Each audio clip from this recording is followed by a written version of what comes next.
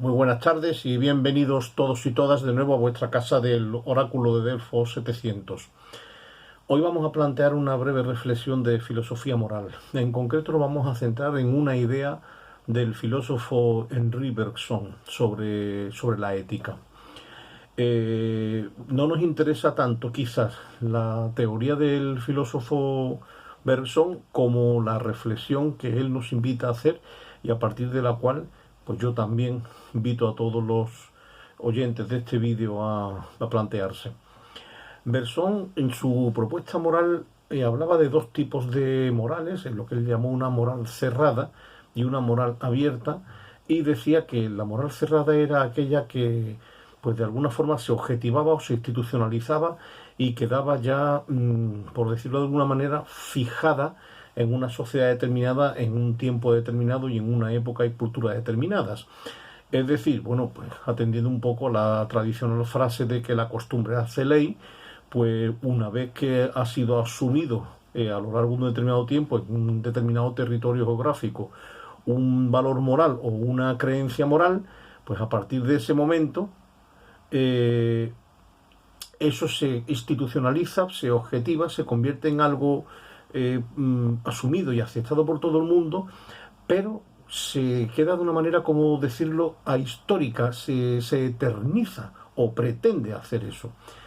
Después el tiempo va cambiando, el tiempo va pasando, perdón, las cosas van cambiando, las personas van cambiando, la misma sociedad va cambiando, pero ciertas estructuras morales o ciertas estructuras de pensamiento ético se van quedando un poco anquilosadas.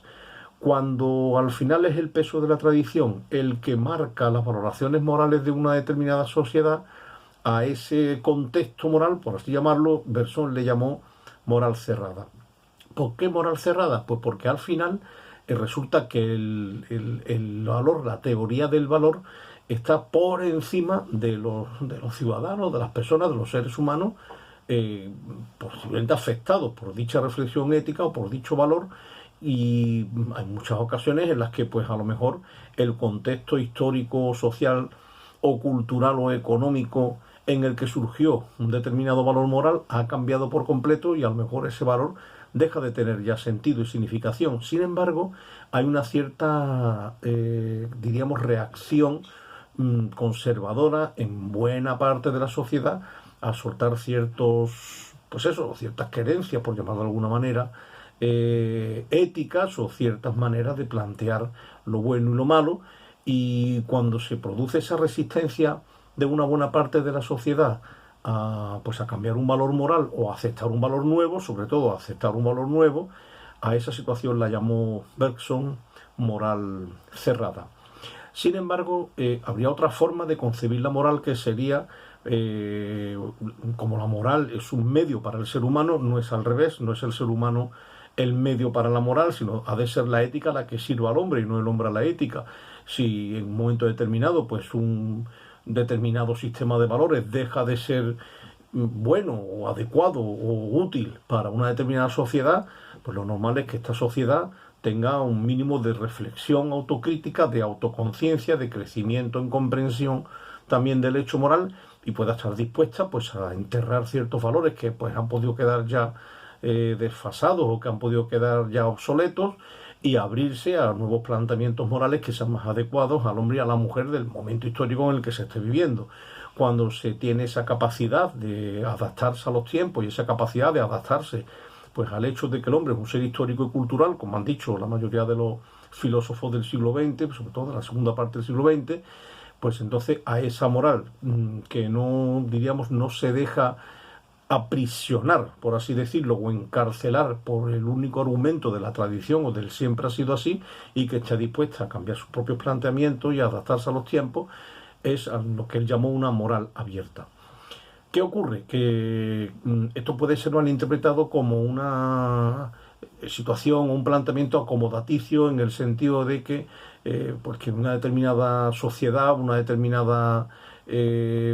grupo social, un determinado contexto geográfico determinado, por lo que fuera, quisiese a lo mejor por intereses de tipo espúreo o de intereses egoístas o lo que fuera, dejar ciertas reflexiones morales y cambiar la ética a su antojo para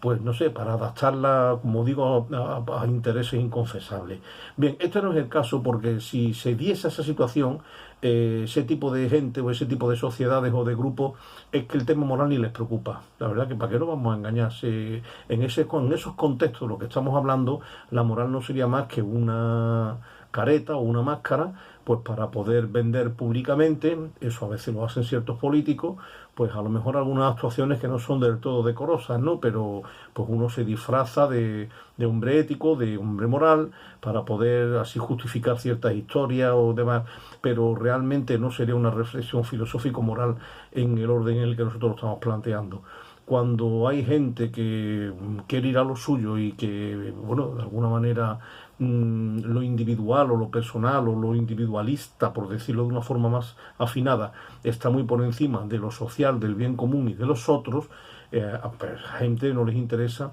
ya sean individuos o colectividades, no les preocupa el tema moral para nada. Luego ahí no estaríamos hablando de este tema.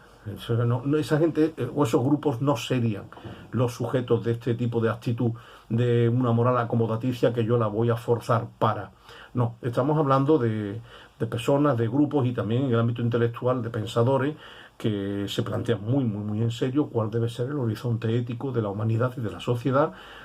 responder a aquella segunda pregunta del prólogo de la crítica de la razón pura kantiana de qué debo hacer, es decir, cuál es la orientación del comportamiento humano hacia el bien, hacia la búsqueda de lo mejor, hacia los ideales regulativos del mejor hombre posible, de la mejor sociedad posible, y entender, como lo entiende Bergson, que si todo en el ser humano es evolutivo, evolucionable y perfeccionable e histórico, ¿por qué no habría de serlo también la moral? Es decir, ¿por qué todo cambia? Cambia la ciencia, cambia la política, cambia los sistemas económicos, cambia las formas culturales, los valores, la manera de ver el mundo, los valores estéticos, quiere decir, o otro tipo de valores. ¿Por qué no han de ser también históricos los valores morales? Que sencillamente el ser humano es un ser evolutivo, no es un ser fijo, estereotipado y terminado, que no es así, en eso nos diferenciamos de otras especies animales.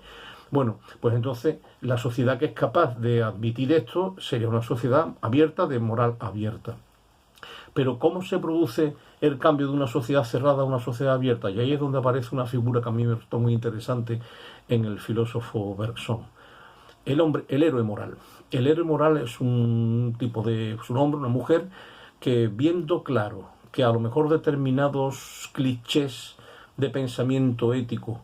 que pertenecieron a la tradición, al pasado, y que no se mantienen más que por el exclusivo valor o el argumento de la tradición, porque como siempre eso fue considerado bueno, pues tendrá que seguir considerándose bueno hasta el final de los tiempos, ¿no? Per seculam seculorum. Personas, como digo, hombres o mujeres que se dan cuenta de que ciertos valores ya sencillamente no facilitan ni la convivencia, ni el crecimiento humano, ni la realización personal, ni hacen del hombre y de la mujer un ser mejor, porque los tiempos han cambiado y los hombres y las mujeres también han cambiado, y que ese tipo de valores pues ya deben ser pues considerados como o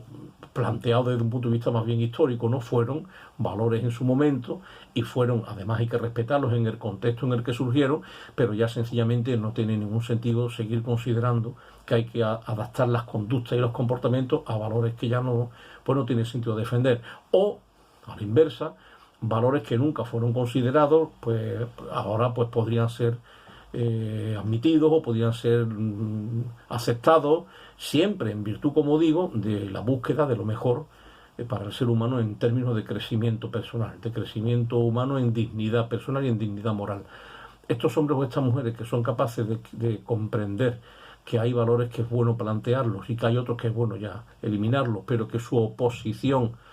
o que su afirmación de esto que estoy diciendo, del cambio, chocaría con el peso de la tradición, se llevan siempre una persecución, se llevan siempre una resistencia tremenda, una reacción tremenda, sobre todo por esas partes de la sociedad que son siempre más reacias al cambio y que son más conservadoras o que son más, bueno, o que quizás a falta de una reflexión más profunda, lo único que les mueve es el valor de la tradición como un valor en sí mismo, que es un tema del que quizás debamos también reflexionar en otra ocasión, pero ¿es la tradición en sí misma valiosa o eso depende del contenido material de aquello de lo que estamos haciendo tradición, porque claro, algo por el hecho de haber sido antiguo y de haber estado mucho tiempo, ya eso significa que es bueno, porque a bote pronto se me viene a la cabeza que hay pocas cosas más tradicionales que la guerra. Desde que el hombre es hombre no recordamos momentos históricos en los que no haya habido guerras. Pero bueno, siendo la guerra algo tan tradicional o la violencia algo tan tradicional, es por ello bueno,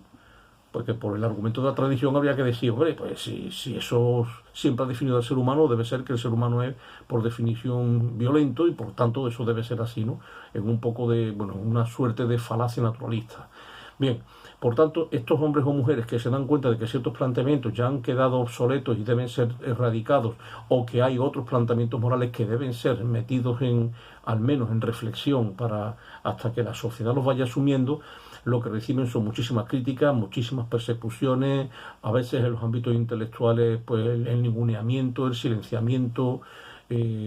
cuando no directamente una oposición abierta y desagradable.